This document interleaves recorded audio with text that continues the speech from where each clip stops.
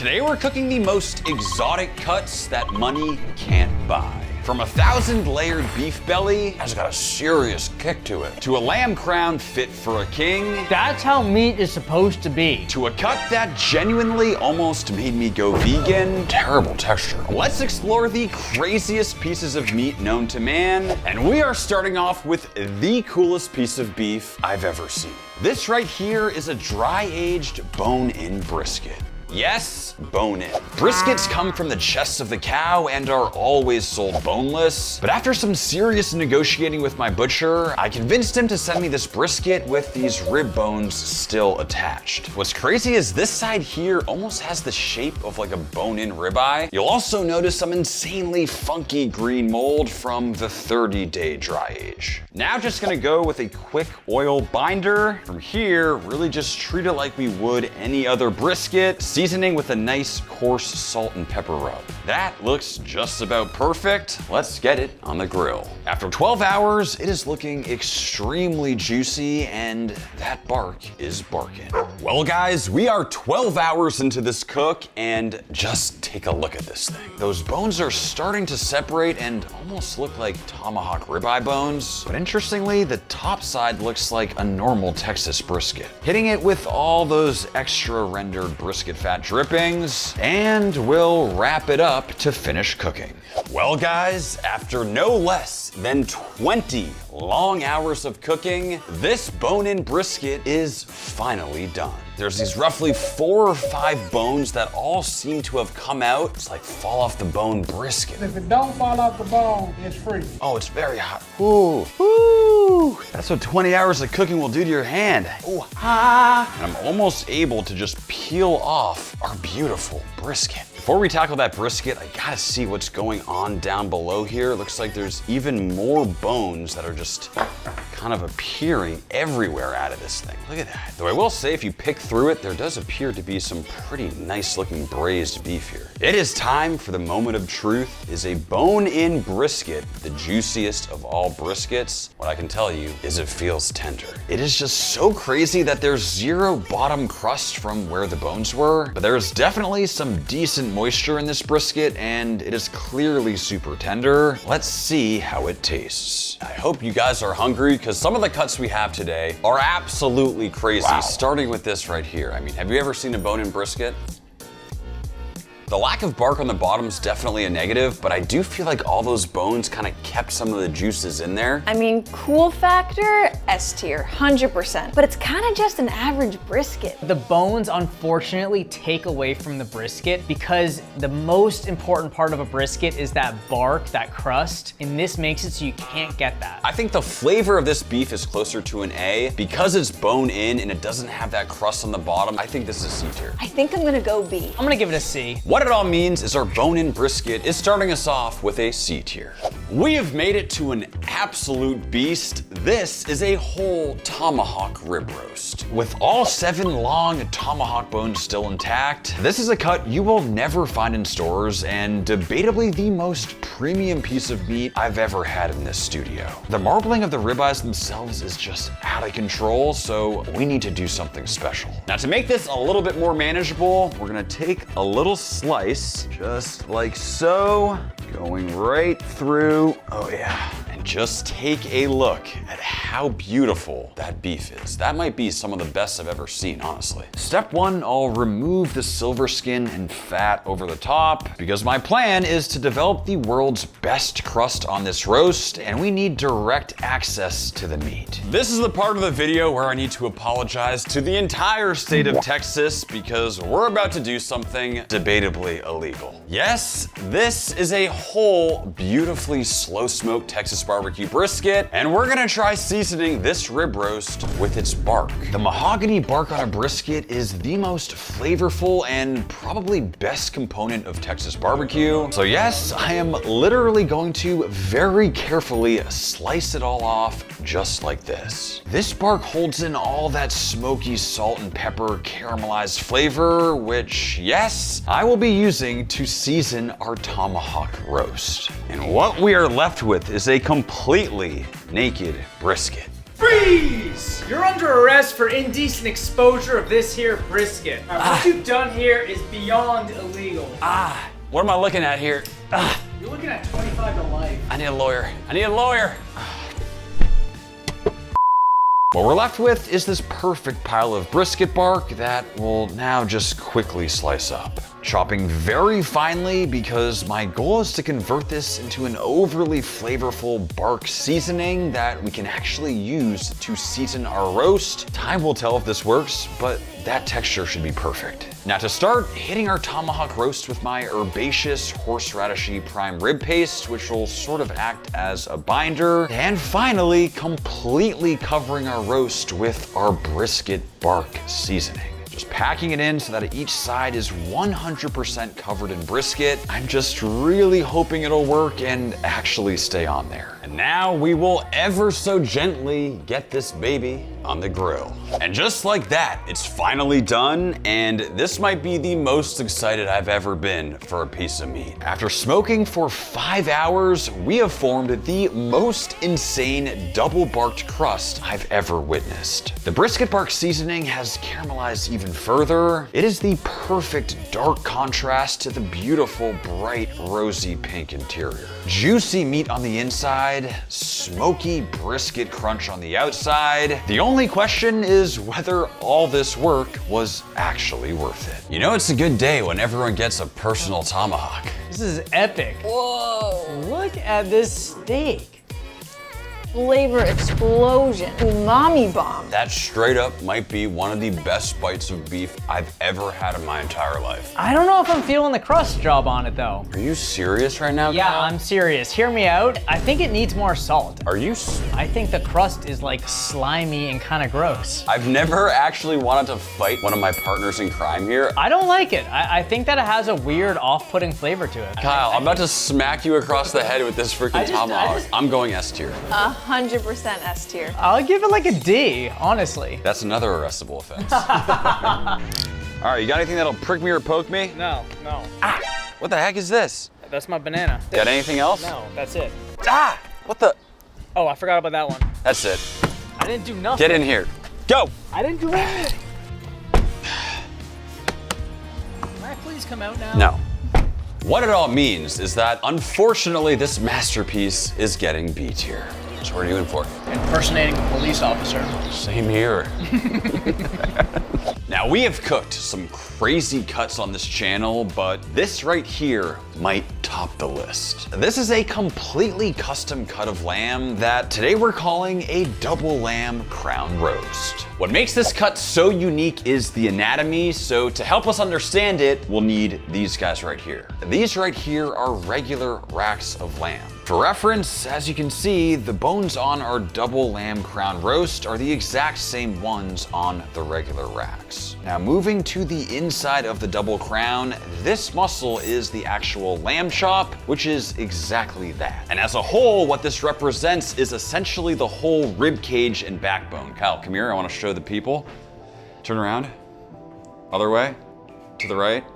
Basically, this whole section is that part of Kyle. We have Kyle's backbone, which is this right here, those beautiful ribs moving from this way to that way, and those lamb chops running down the side. Step one, due to this huge amount of fat, we're actually going to start by scoring just like this. This should help that fat render out and also allow more of the seasonings and flavor to penetrate deeply into the roast. But needless to say, I don't think this cut has ever actually been cooked in this format, so honestly, I have no idea how it'll turn out. To season, hitting it with a heavy layer of salt on all sides, as well as a bunch of black pepper for our initial layer of flavor. And we'll assemble our lamb sludge. This combination of balsamic mustard herbs, garlic, and seasonings is actually full of properties that counteract lamb's gaminess, and it's a combo I almost always use regardless the cut of lamb. Massaging that all over the double crown roast for what I'm hoping will be incredible flavor that actually does this beautiful cut justice, and we'll get it on the grill. Smoking low and slow until we finally hit 135 Fahrenheit internal, and just check this thing out. We've already developed great color, but hitting it with a final honey mustard balsamic glaze for a final pop, rolling our roast in some chopped pistachios for color, crunch, and an earthy flavor combination that goes amazing with lamb, and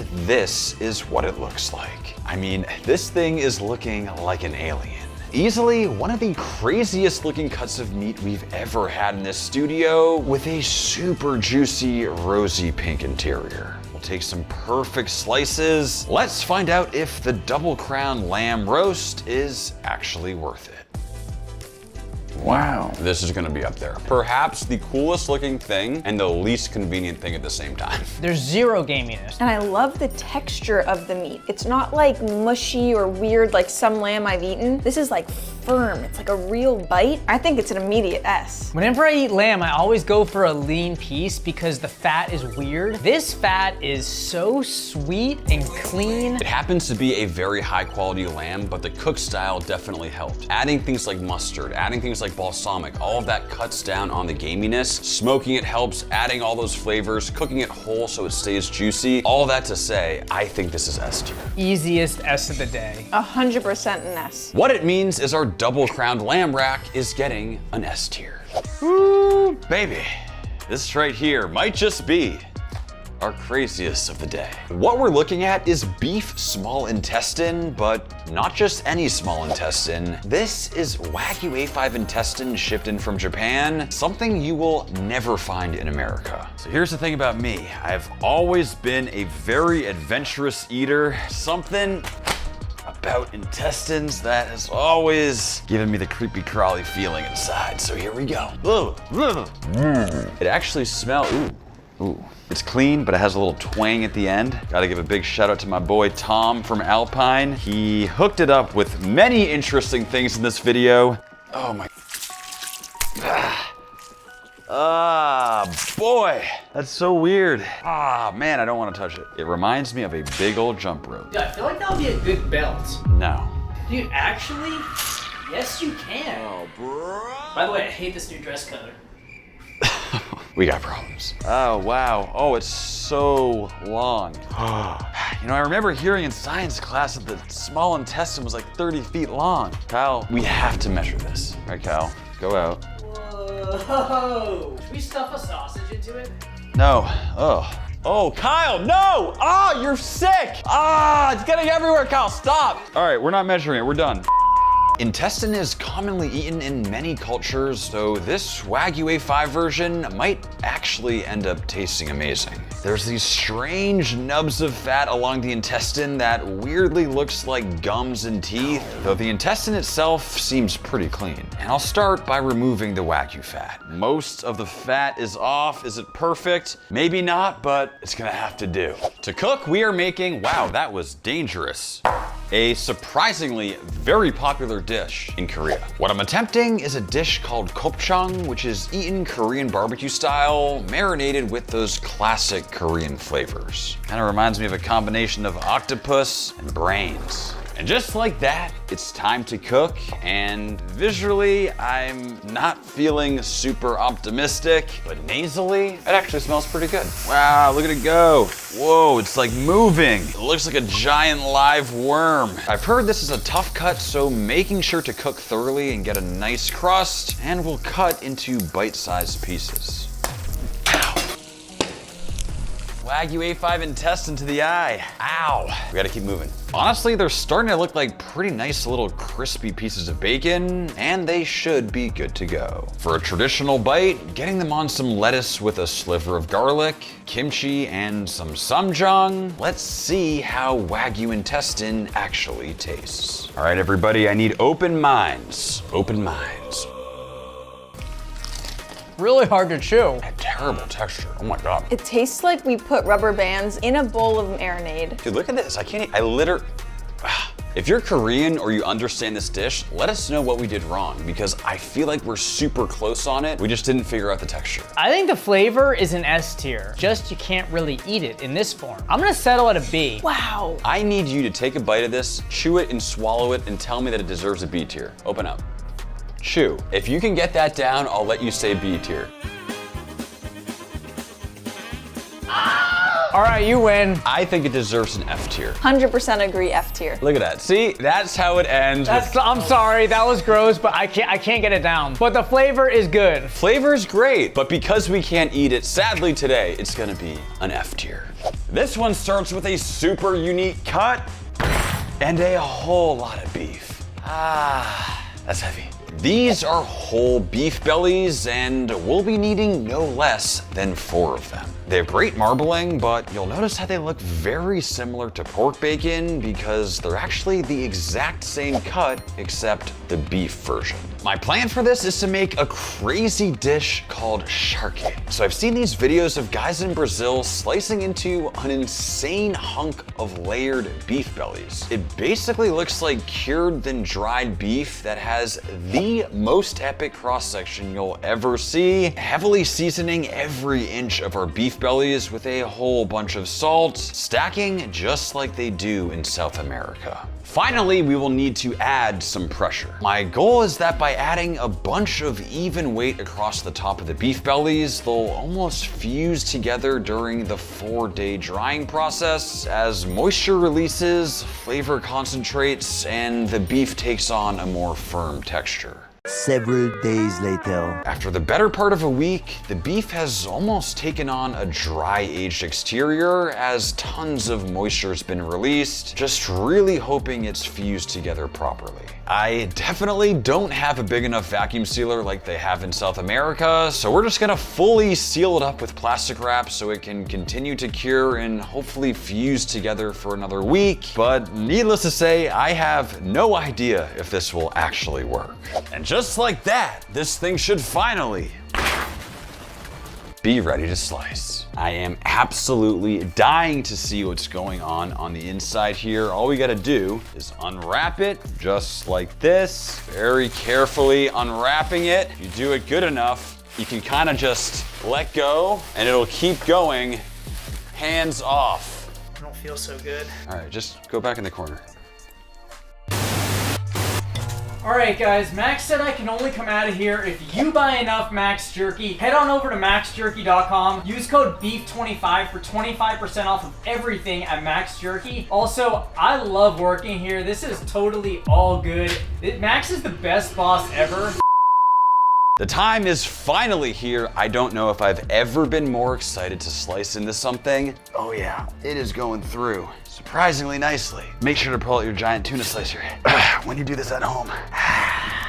And just take a look at that cross section. Truly 1,000-layered beef belly, just so many layers of marbled meat and fat, and those bellies seem to have fused together extremely well. Is this as authentic as the charque in Brazil? Maybe not, but I'm still extremely happy with how this has turned out visually. Because it looks so much like bacon and it's technically cured very similarly, what I'm attempting is the ultimate charque beef BLT. Trying to maintain those layers and developing a beautiful crust on the beef, it is finally time to assemble and find out if this 10-day process was actually worth it. We got some mayo, lettuce, tomato, that of course we'll season, a perfect square of our 1,000-layered charque, topping it off. This may have been the hardest I've ever worked for a BLT. I don't know if I've ever been more excited to take a bite. Charque BLT. Probably the craziest cross-section we've ever seen on this channel. I love BLTs. It's so thick and juicy, completely different than normal bacon. It's way like juicier. It's a little chewier too, which I kind of like. Has a nice bite. Beefy in flavor, but it's bacony in texture, like a nice thick cut bacon. I feel like maybe the only way it could be improved is if it was smoked, but honestly, just like this, it's basically perfect. I love this thing. It's like the perfect crispiness on the outside, but still a chew on the inside. I think this is a very solid A tier. I'm gonna give it an A. It's just a little salty for me. I think I have to go B. I respect it. Charque is getting an A tier. we have made it to the rarest tomahawk steak I've ever seen. This is an Indian bison tomahawk ribeye. Significantly more rare, wild, and aggressive than the American bison you'd typically find in stores. The meat has this exceptionally deep red, almost liver color, this interesting yellowish fat, a massive ribeye cap, and these strange bones I've never seen on a ribeye. And just like beef, it of course has that distinctive long tomahawk bone. And to cook this thing, I got some ideas to really make this pop. Unlike domesticated American bison, Indian bison is technically wild game, so going with a wild flavor profile that will be hand grinding.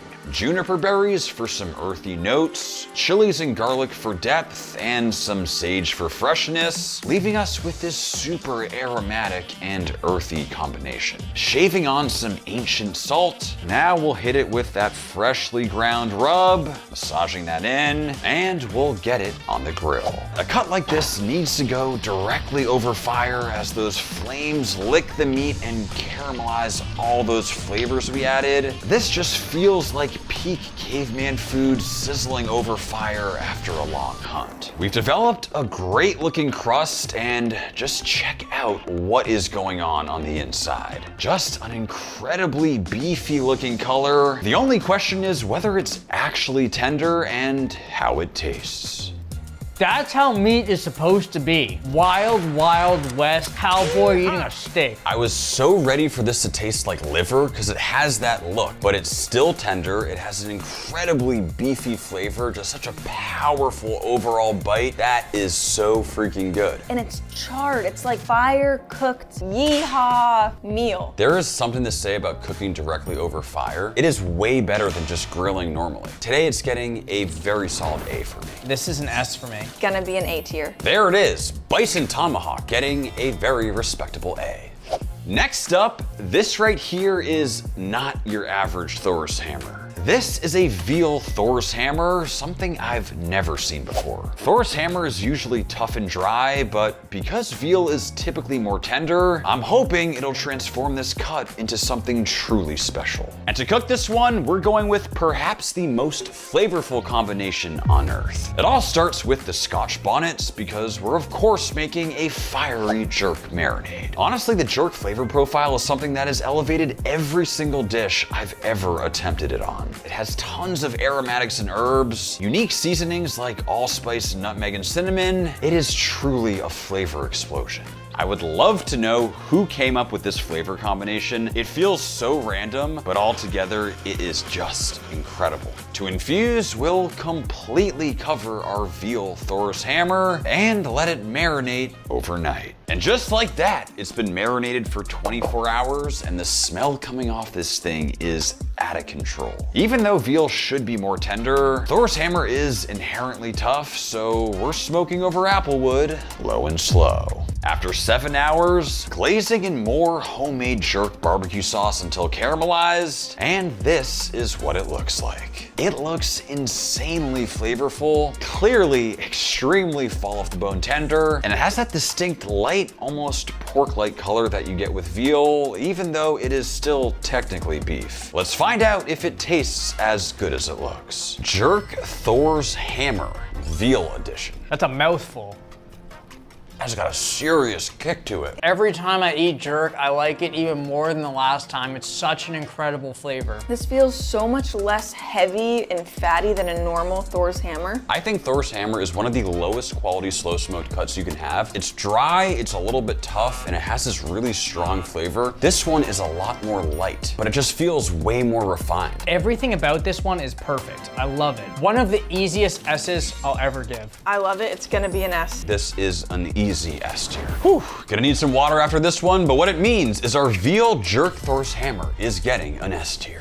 Next up is the world's greatest cut that is literally impossible to find. This right here is called vacío. This is the prized cut in Argentinian barbecue. One side is completely covered in fat and the other covered in silver skin, but underneath it's made up of the flank steak, the bavette, as well as the inside skirt. It is super unique to find them all still attached as one whole piece. Vacío is typically cooked slowly, open fire Argentinian asada avocado style, but today we're taking things to the next level. Okay, don't tell the Argentinians, but today what we have planned for this is anything but traditional. I've always been curious what would happen if we cooked vacío low and slow like a brisket, so that's what we're gonna find out. I've done zero trimming, leaving on all that crazy fat and silver skin because I'm hoping they'll kind of help keep those juices inside. Seasoning heavily with salt and pepper, just like we would brisket, and we'll get it on the grill. Well, that took just about exactly 10 hours, and this is what it looks like. Just take a look at that absolutely insane bark. There's clearly so much moisture retained on the inside, and we'll see if I can slice this bad boy right down the middle. Wow, it is super tender. But I am by far most excited about that crispy skin. It kind of reminds me of crispy pork belly. There's this insane pull apart texture across all the different cuts going on inside. The only question is whether this was all worth it. Let's find out. Talk about a beast of a piece of meat here. You want a bite, Sophia? Wow. This is looking the best to me. Oh, sorry, Kyle. Did I get you? Yeah. Wow, my piece was phenomenal. It's great, but it's way better open fire than like a brisket. 100% agree. This smoke flavor, the richness, it needs to render out on that open fire. Vacío cooked the traditional way is so much better than this. It is super smoky. I don't know if I love it. It actually has a very similar flavor profile as a brisket. So if you like a super smoky meat, you'd probably like this. I think vacío cooked open fire is debatably an S tier. In slow smoked form, I think it's closer to a B. I'm giving a B. I think a B is fair. What it all means is our slow smoked vacío is getting a still very solid B tier. Next up, we have a cut I guarantee you've never seen in stores. This is a whole Denver roast. And the only way to get one is to start with this massive hunk right here. This is a whole chuck roast, which comes from the shoulder. And inside, you'll find many underrated cuts, including the Denver steak, which is one of my personal favorites. It is extremely tedious to break this down, so unfortunately, the chuck roast is usually just ground into burgers, but with some patience, you'll be able to uncover this interestingly shaped cut right here. This is the Denver roast, which, as you can see, has this distinctive baseball mitt shape. It's sometimes sliced into steaks, but since we're talking about cuts you can't find in stores, we are of course keeping it whole. And to cook this one, we're gonna have a little fun. This is authentic spicy chili crisp, easily my favorite Asian condiment. It is packed with crunchy texture and deep savory umami, and we're gonna use it to marinate and almost cure our Denver roast overnight. Just like that, we are fully marinated and it looks and smells out of control. Onto the smoker, and after 4 hours, just take a look at that beautiful color. There is just so much texture from the garlic and chilies, and slicing into it, we have a perfect medium rare interior. This thing is just insanely juicy.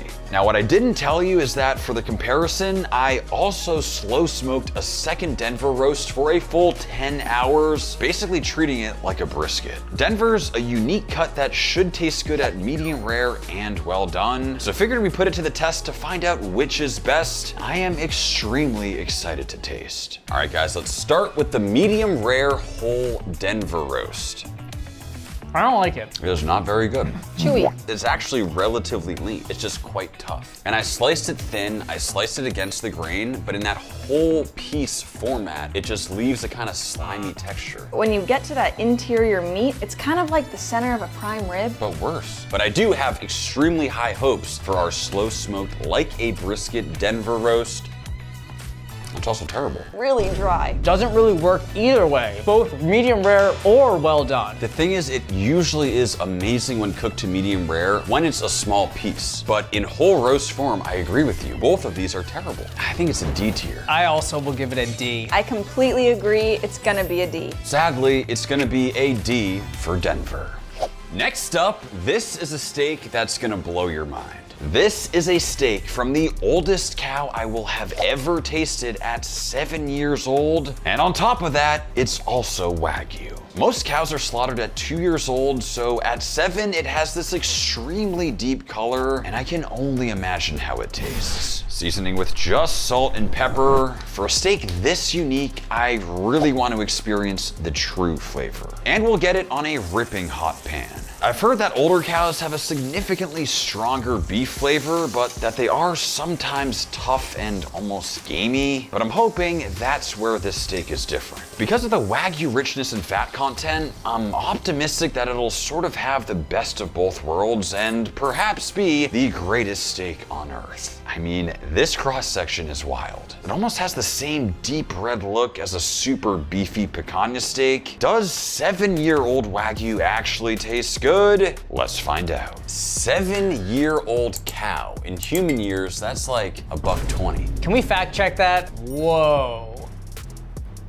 That is tough. Do you not like it? It's a little funky. It's like taking a bite of an old person's arm. I don't know why, but I love it. I think it's incredible. I think Kyle is talking out of his you-know-what. It definitely has a chew to it, but to me it's perfect. It's super beefy. It's almost like a bison or elk. And you get a little bit of richness from the Wagyu fat. This is pretty good. I think that's the kicker. The fact that it's also Wagyu makes a huge difference. We've had an old cow before, and it was terrible. I feel like I just took a bite of like an old person's arm. Of an old person's arm. Mentally, it can be tough knowing that this is like an elderly cow, but I have no problem, and I think it's amazing. This right here is like a man's steak. It has a chew to it. Me and Sophia understand it. We enjoy it. I'm a man. Do you have any little boy steaks? Let me get you one, Kyle. I think it's an A tier. I'm gonna give it a C tier. I'm gonna give it a very solid A. All that said, our 7-year-old Wagyu is getting a B tier. Thank you all so much for watching. Be sure to check out maxjerky.com if you're interested in supporting the channel, and we'll see you next time.